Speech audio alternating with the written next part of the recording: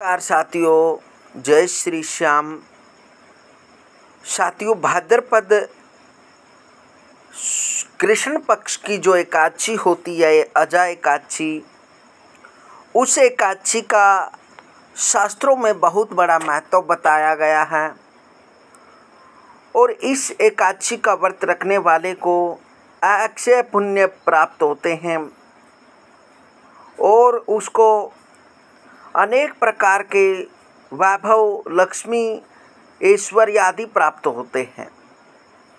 वैसे तो हर मास की एकादशी अपने आप में बहुत ही महत्वपूर्ण मानी जाती है, लेकिन साथियों, जो भाद्रपद कृष्ण पक्ष की एकादशी होती है, यह एकादशी अपने आप में बहुत ही अद्भुत एकादशी है, क्योंकि इस मास में विशेषकर भगवान श्री कृष्ण जी का जन्म हुआ और कृष्ण पक्ष की अष्टमी में श्री राधा जी का जन्म हुआ और माता सीता का जन्म भी इसी मास में हुआ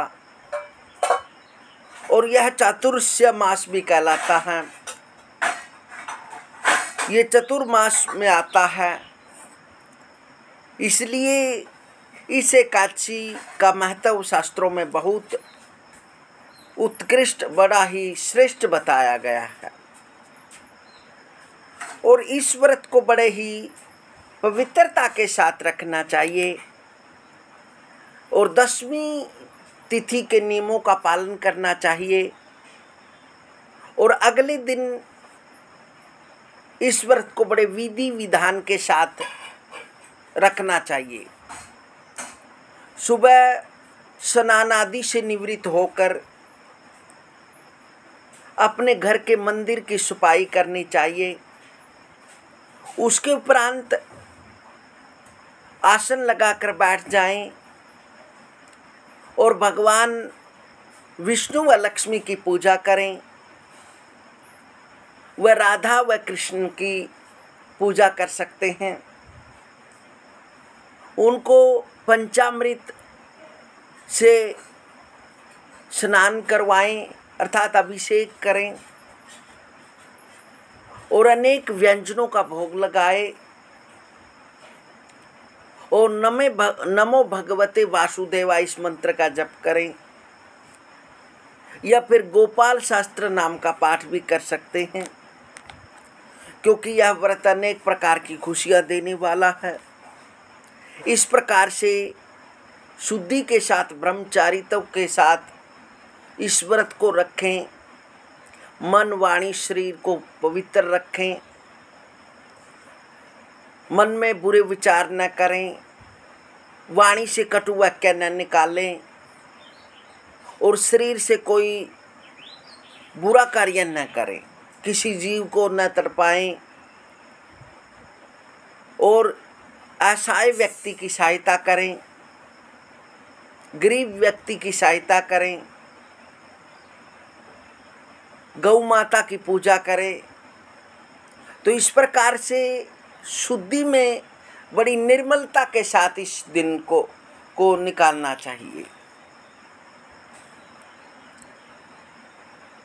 और इसे जया व कामनी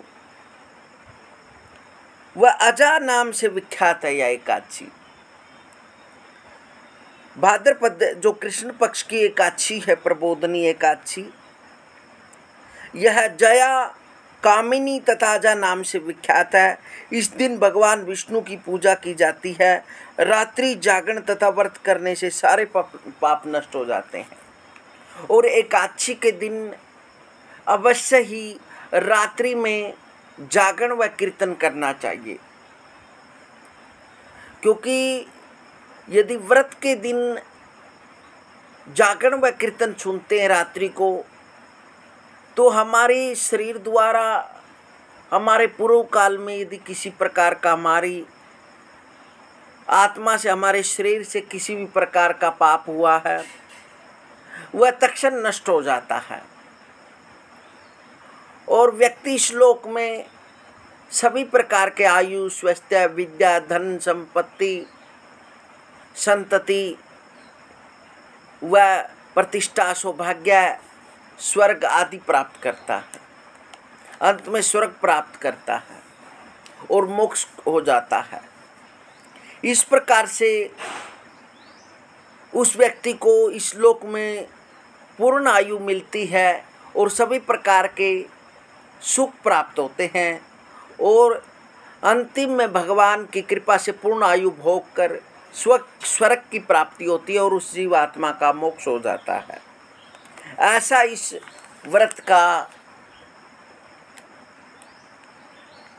फल बताया गया है। अजय एकादशी की कथा अवश्य सुननी चाहिए। कथा इस प्रकार से है। पुराणों में वर्णन आता है कि एक बार सत्यवादी राजा हरिश्चंद्र ने स्वप्न में ऋषि विश्वामित्र को अपना राज्य दान कर दिया। अगले दिन ऋषि विश्वामित्र दरबार में पहुंचे तो राजा ने उन्हें अपना सारा राज्य सौंप दिया।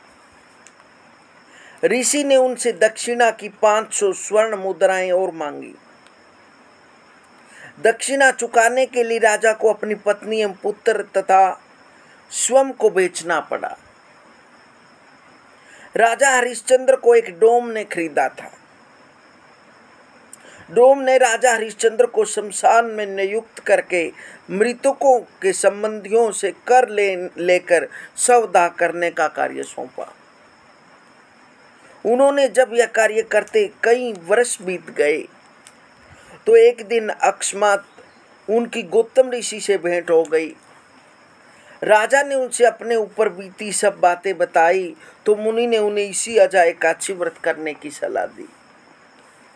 राजा ने यह व्रत करना आरंभ कर दिया। इसी बीच उसके पुत्र रोहिदास का सर्प के डसने से स्वर्गवास हो गया। जब उसकी मां अपने पुत्र को अंतिम संस्कार हेतु शमशान पर ले लाई तो राजा हरिश्चंद्र ने उसे शमशान का कर मांगा, परंतु उसके पास शमशान का कर चुकाने के लिए कुछ भी नहीं था। उसने चुंदरी का आधा भाग काटकर शमशान का कर चुकाया।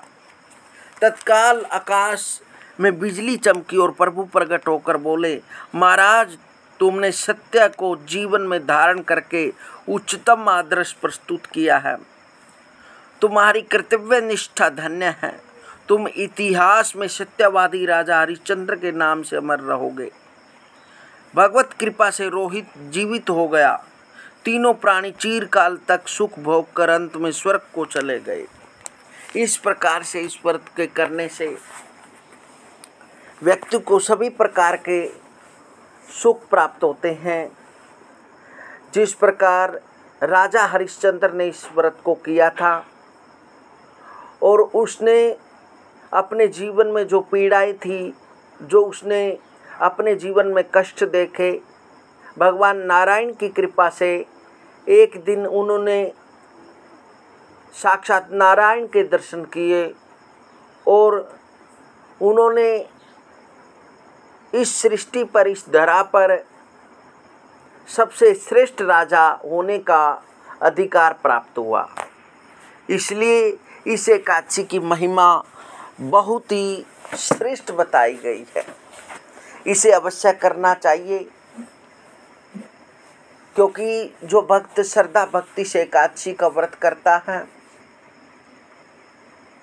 उसे अपने जीवन में